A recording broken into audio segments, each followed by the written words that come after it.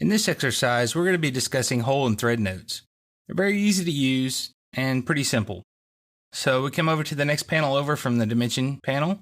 We select hole and thread note. We select a hole and we drop it. You can see it's very easy to use. There's not a whole lot to it. If I want, I can come in here and pick on hidden lines of holes. I can actually come in here and drop as many of them as I want. It doesn't matter if it's in a 2D or isometric view. And it will allow me to add them multiple times for multiple objects. If I'm not happy with the verbiage in the note, I can simply select the note, right click, and say Edit Hole Note. So we can see there, we can see the thread depth, we can see the thread diameter, we can see the counterbore, we can see the counterbore depth, all the information about this hole. I can actually add things like hole diameter, so I could see what the actual hole diameter would be. I can add a space in there.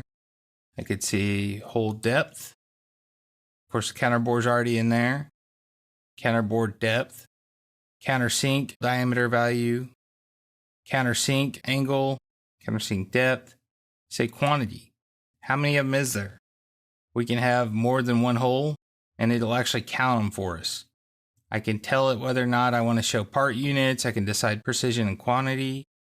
And the quantity there, you can see how do you want it to show up. I can actually see the thread designation, thread pitch, the depth, tap drill diameter value. That's always a good one. Fastener type, fastener size, and fastener fit. That's another good one to have there. So you can tell, hey, this is going to be a tight or whatever hole. So now I get all this information in here. Doesn't mean a thing to me because it's all jumbled up. So in here, what I can do is I can actually type in what it's going to be. So if I need this information in there, type it in, and then it'll tell me, what information there is about that hole. Quantity isn't going to do me any good here because there's only one hole, and there's not a fit there because that's a through hole, not an actual screw hole. So here, I can add quantity again, fit again, and you can see now there's 4 holes in there, and it's a normal fit. So you get a lot of information with this command. You can set this up as a style.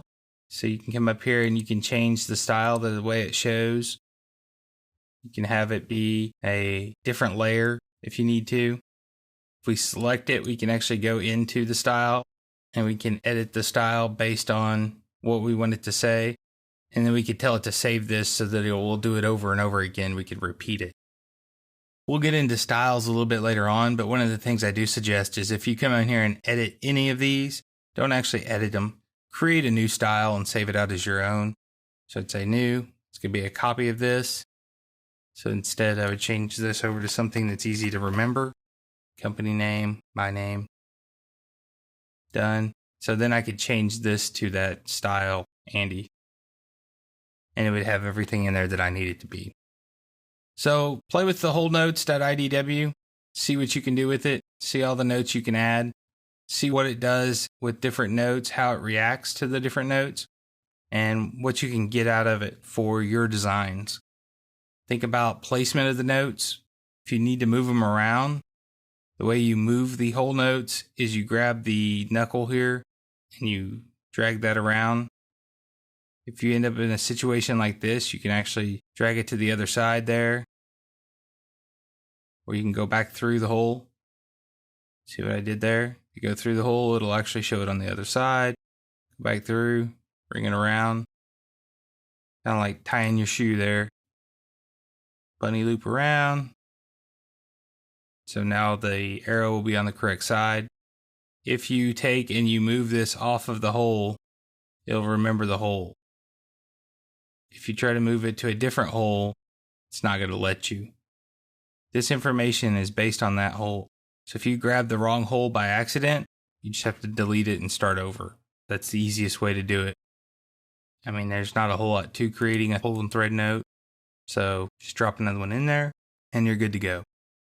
So play with it, have some fun with it, see what you can do.